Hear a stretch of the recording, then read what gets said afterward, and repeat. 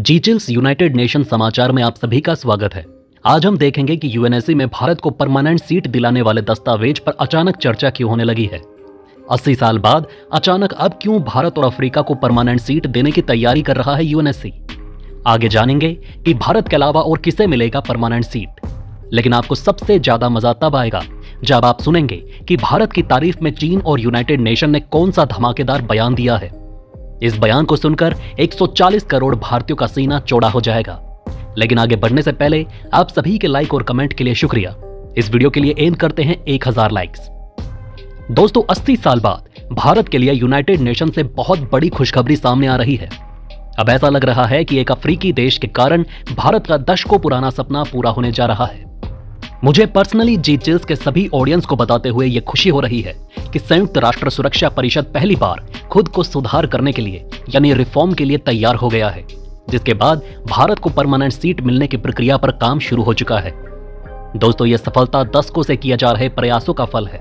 भारत और अफ्रीकी देशों के साथ कई दशकों तक अन्याय हुए, लेकिन अब जाकर यूनाइटेड नेशन की आंखें खुल गई हैं। यूएनएससी रिफॉर्म की बात मैं नहीं कर रहा, ये बात परिषद के अध्यक्ष खुद माइकल इमरान कानू ने की है। उन्होंने ये ऐतिहासिक बयान देकर पूरी दुनिया में बदलाव का संदेश दे दिया है और साफ कर दिया है कि यूनाइटेड नेशन में रिफॉर्म की फाइल खुल चुकी है। इस महीने अफ्रीकी देश सिएरा लियोन ने यूएनएससी की रोटेशनल अध्यक्षता संभाली है। इस देश का नक्शा और लोकेशन आप सभी स्क्रीन पर देख सकते हैं और इस अफ्रीकी देश की अध्यक्षता में ही दुनिया को यह खुशखबरी मिली है। सिएरा लियोन के स्थायी प्रतिनिधि कानू ने कहा, हालांकि सुधार के लिए बातचीत अभी महासभा में हो रही है, लेकिन इस मुद्दे को जल्द ही सुरक्षा परिषद में लाया जाएगा ताकि इस मुद्दे पर खुलकर विचार विमर्श हो सके और ऐतिहासिक अन्यायों को सुधारने का मौका मिल सके। सिएरा लियोन के स्थायी प्रतिनिधि कानू ने कहा कि अभी तो सुधार के लिए बातचीत जारी है, लेकिन रिफॉर्म प्रक्रिया में हमें अंततः 5 परमानेंट सदस्यों की सहमति चाहिए होगी।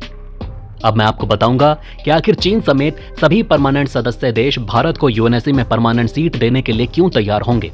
लेकिन वीडियो में आगे बढ़ने से पहले एक ब्रेकिंग अनाउंसमेंट। देश और दुनिया की 100+ फटाफट ब्रेकिंग खबरों को देखने के लिए हमारे चैनल को सब्सक्राइब करें, बेल नोटिफिकेशन ऑन करना ना भूलें ताकि हमारी सुपरफास्ट मॉर्निंग समाचार और इवनिंग बुलेटिन आप तक बिना किसी देरी के पहुंचे। याद रखिए, आप तक सबसे तेज 100 खबरें सिर्फ जीचिल्स पर। दोस्तों, माना जा रहा है कि जब यूएनएससी में इस पर चर्चा होगी तब भारत को परमानेंट सीट देने की बात उठेगी, जिस पर चीन समेत लगभग सभी देश मोहर लगा देंगे। इनके अलावा बाकी 4 P5 मेंबर ऑलरेडी भारत का समर्थन कर चुके हैं। चीन के बिहेवियर से पता चलता है कि भले ही वो भारत को भी वीटो पावर ना दे, लेकिन वो भारत को परमानेंट सीट देने का मन बना रहा है। हाल ही में जब इंडियन नेवी ने समुद्र के अंदर मौत के मुंह से चीनी नागरिकों को बाहर निकाला तो चीन बोला थैंक यू इंडिया। इसके अलावा चीन ने हाल ही में अचानक उस दिन को याद किया जब चीन जापान युद्ध के दौरान भारत ने चीन की जमकर मदद की थी।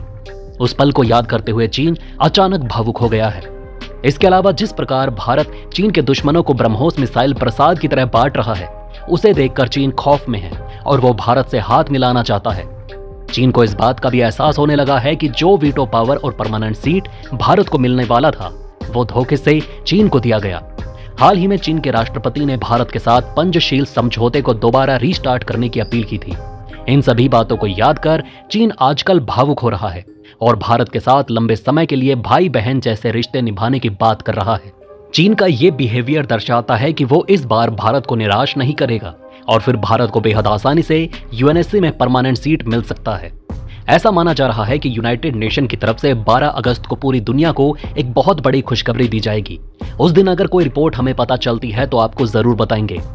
सिएरा लियोन के राष्ट्रपति 12 अगस्त को एक उच्च स्तरीय बैठक की अध्यक्षता करेंगे, जिसे उन्होंने अभूतपूर्व घटना बताया। माना जा रहा है कि इस बैठक में यूनाइटेड नेशन को लेकर बहुत बड़ा ऐलान हो सकता है। आपको बता दें कि अफ्रीका, जो 54 सदस्यों के साथ यूएन का सबसे बड़ा समूह है, वो परमानेंट सदस्यता से वंचित होकर दशकों से ऐतिहासिक अन्याय झेल रहा है। लेकिन अब एक अफ्रीकी देश सिएरा लियोन के ही अध्यक्षता में यूएनएससी रिफॉर्म की शुरुआत हो चुकी है, इसलिए इसे और भी ज्यादा ऐतिहासिक माना जा रहा है। ये देश भारत के बेहद करीबी है। यूएनएससी द्वारा आदेशित अधिकांश शांति स्थापना अभियान भी अफ्रीका में होते हैं।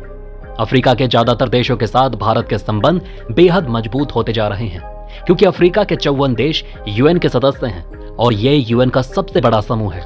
इसलिए इनके प्रभाव से यूनाइटेड नेशन समेत P5 देश भी डरते हैं। अगर इन्होंने यूनाइटेड नेशन से नाता तोड़कर एक नया यूनाइटेड नेशन बना लिया तो फिर वर्तमान में यूएन की हालत खराब हो जाएगी। इसी कारण सभी स्थायी सदस्यों ने भी अफ्रीका को स्थायी सीट देने के लिए समर्थन व्यक्त किया, ताकि विशेष रूप से इस अन्याय को सुधारा जा सके। अफ्रीका को परमानेंट सदस्यता से अब बाहर नहीं रखा जा सकता, क्योंकि अगले साल यूएन के 80 साल पूरे हो जाएंगे। कुल मिलाकर 8 दशकों तक यूनाइटेड नेशन ने अफ्रीका के साथ अत्याचार किया है। इसलिए भारत अब अकेले नहीं बल्कि अफ्रीकी देशों के साथ यूएनएससी में अपने हक की डिमांड कर रहा है। अफ्रीकी देशों ने अपने लिए 2 नए स्थायी सीटों और 3 नए गैर स्थायी सीटों को जोड़ने की मांग की है। आपको बता दें कि अफ्रीकी देशों के पास पहले से ही 3 नॉन परमानेंट सीट मौजूद हैं।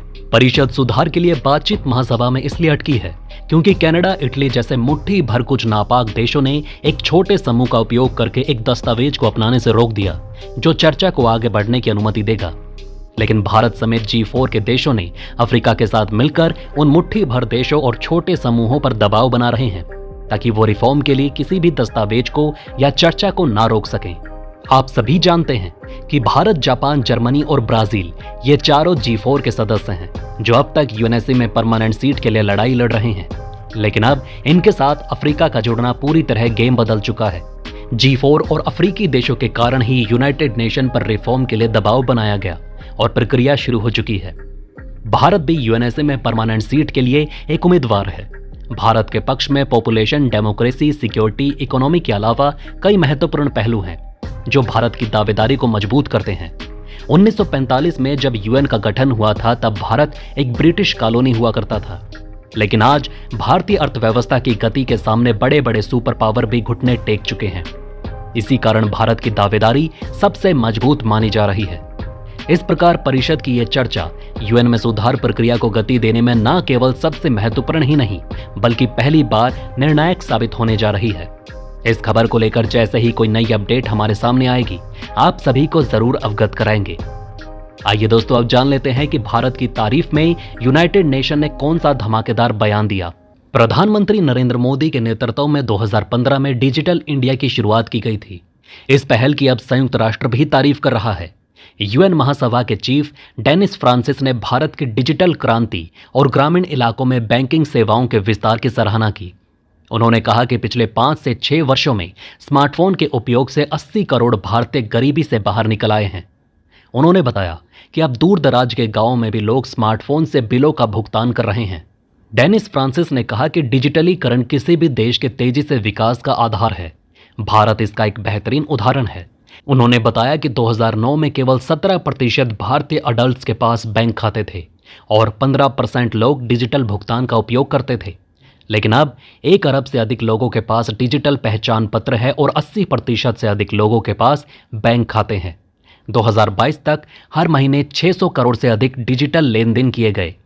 भारत के ग्रामीण किसान, जो पहले बैंकिंग प्रणाली से दूर थे, अब अपने सभी काम स्मार्टफोन पर कर रहे हैं। वो स्मार्टफोन से अपने बिलों का भुगतान कर रहे हैं। पिछले 10 वर्षों से मोदी सरकार का मुख्य फोकस डिजिटलीकरण पर रहा है। 2016 में 500 और 1000 रुपए के नोट बंद होने के बाद डिजिटल भुगतान में तेजी आई। इसमें यूपीआई की महत्वपूर्ण भूमिका रही। आज भी भारत के लोग 10 रुपए के लिए भी यूपीआई का इस्तेमाल करते हैं। इस प्रकार डिजिटल इंडिया पहल ने भारत को एक नई ऊंचाई पर पहुंचा दिया और ये विश्व भर में प्रशंसा का विषय बना हुआ है। तो दोस्तों, इस वीडियो में फिलहाल के लिए इतना ही। आप देख रहे थे जी चिल्स। जल्द पूरे होंगे आपके सारे विल्स। धन्यवाद।